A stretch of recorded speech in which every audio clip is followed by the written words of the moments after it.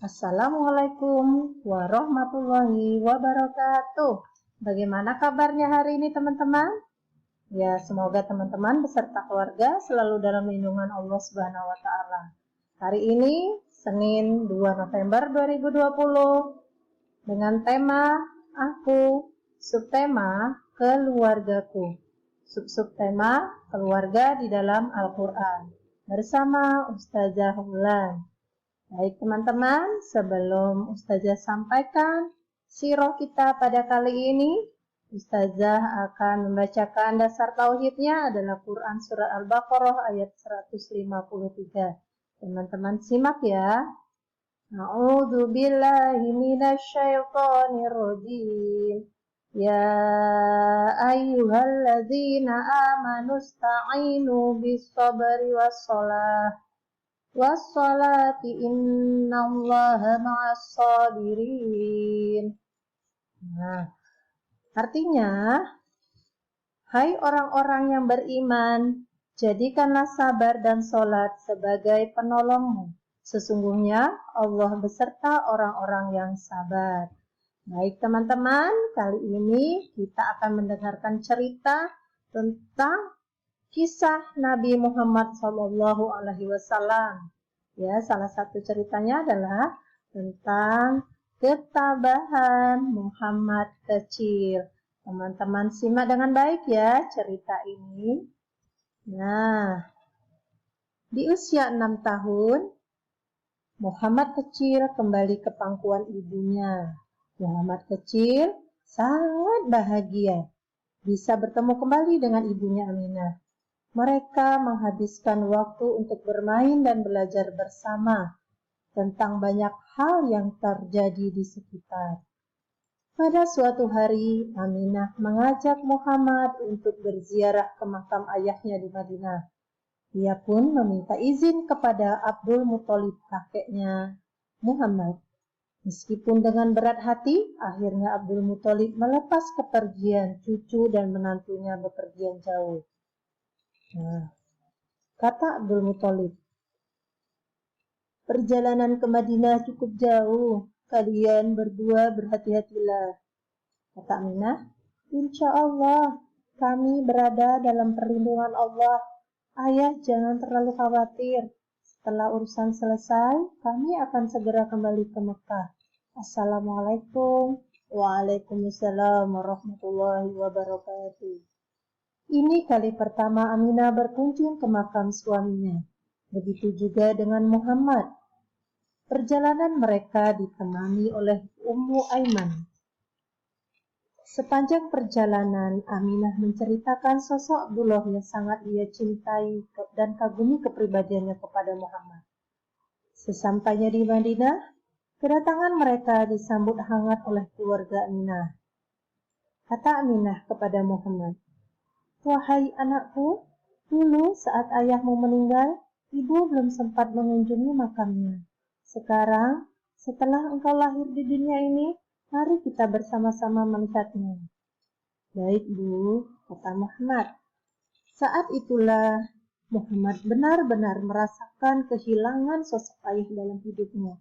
Ia bertekad akan mendampingi ibunya dalam keadaan susah maupun senang. Kira-kira 1 bulan lamanya mereka menetap di Madinah. Sekarang waktunya Aminah dan Muhammad kembali ke Mekah. Di tengah perjalanan, tepatnya di sebuah dusun bernama Abwa, yang jaraknya 37 km dari kota Madinah, Aminah merasa sangat kelelahan. Kata Aminah, wahai anakku Muhammad, badanku rasanya lemas sekali. Aku merasa ini pertemuan terakhir kita. Belum sempat menyelesaikan ucapannya, Ibunda Aminah meninggal dunia untuk selama-lamanya. Ibu, kata Muhammad kecil, jangan pergi. Ummu Aiman berkata, wahai Muhammad, engkau adalah anak kuat. Bangunlah nak, mari kita cari pertolongan untuk menguburkan jenazah ibumu. Sejujurnya, Muhammad kaget dan terpukul melihat kematian Ibunda Aminah. yang tampak nyata di depan matanya. Semuanya serasa sangat cepat terjadi. Namun, hidup harus terus berjalan. Muhammad menguatkan hatinya. Sepanjang perjalanan pulang bersama Ummu Aiman, Muhammad terus berdoa untuk Ibunda Aminah sembari meneteskan air mata. Sekarang dirinya adalah anak yatim piatu yang harus menanggung beban kehidupan sendirian. Abdul Muthalib langsung shock mendengar kabar kematian Aminah.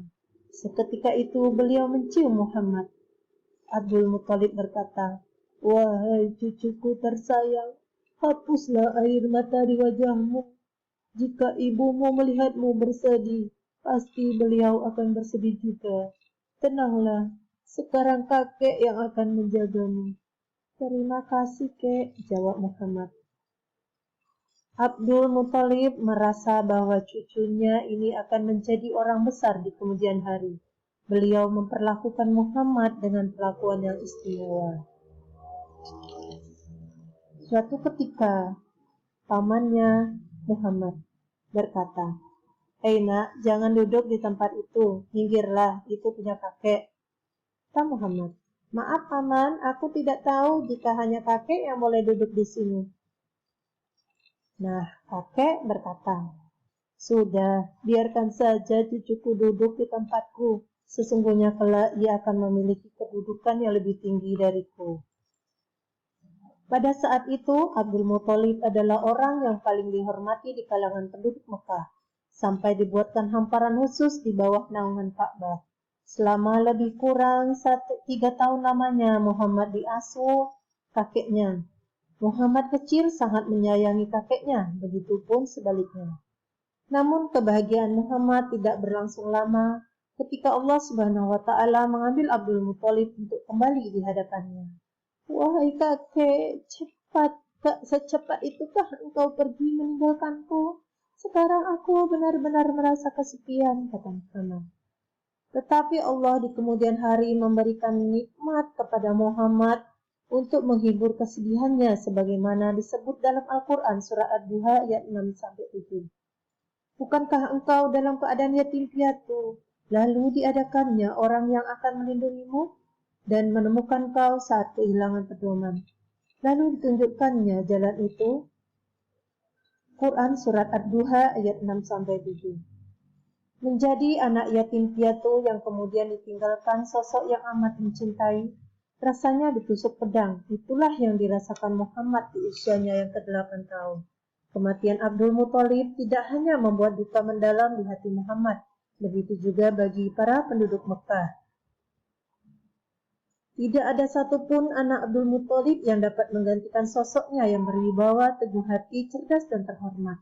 Beberapa hari sebelum Abdul Muthalib meninggal, beliau telah berpesan kepada anaknya yang bernama Abu Thalib untuk mengasuh Muhammad. Di antara pamannya yang lain, Abu Thalib memiliki sifat lemah lembut dan penyayang. Abdul Muthalib ingin Muhammad tumbuh dalam pengasuhan yang tepat. Kata Abu Thalib kepada Muhammad, "Wahai keponakanku tersayang, sebelum ayah meninggal, beliau sempat berpesan kepadaku agar mengasuh dan merawatmu sampai dewasa.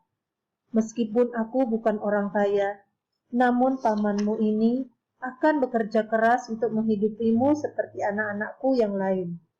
Kata Muhammad, "Terima kasih wahai paman, engkau sungguh berhati besar." Akhirnya Muhammad diasuh oleh Abu Thalib sampai masa dewasa. Muhammad adalah anak yang tahu diri. Melihat beban berat yang dipikul pamannya, ia tidak tinggal diam. Bermodalkan tubuh yang dimilikinya, Muhammad ikut bekerja seperti anak-anak yang lain tanpa paksaan. Ikhlas membantu keluarga Abu Thalib. Nah, teman-teman, demikianlah akhir kisah ketabahan Muhammad kecil. Semoga kita bisa mengambil hikmah dari cerita ini.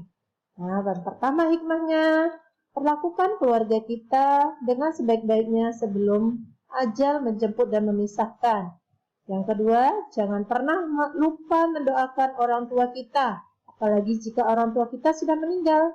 karena doa anak yang soleh akan mengantarkan pahala dan pengampunan bagi mereka. Wallahu a'lam bishawab. Teman-teman, kali ini kegiatan kita adalah membuat kolase gambar kaligrafi Muhammad.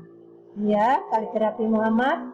Nah, teman-teman bisa menggunakan biji saga, bisa menggunakan kulit bawang, kulit telur, atau daun kering. Atau teman-teman bisa menggunakan bahan alam yang lain yang ada di sekitar rumah teman-teman.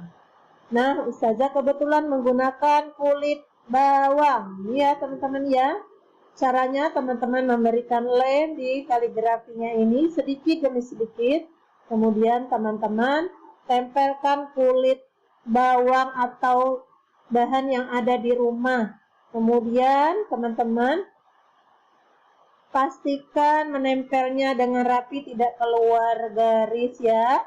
Nah, teman-teman bisa dibantu oleh Bunda. Nah, teman-teman kasih lem sedikit demi sedikit sampai selesai. Nah, sekarang sudah selesai. Punya Ustazah sudah selesai. Teman-teman silahkan mengerjakan bersama Bunda ya. Nah, hanya dibantu oleh Bunda. Baik teman-teman, sekian dari Ustazah. Semoga teman-teman senang mengerjakannya. Ya, terima kasih. Assalamualaikum warahmatullahi wabarakatuh.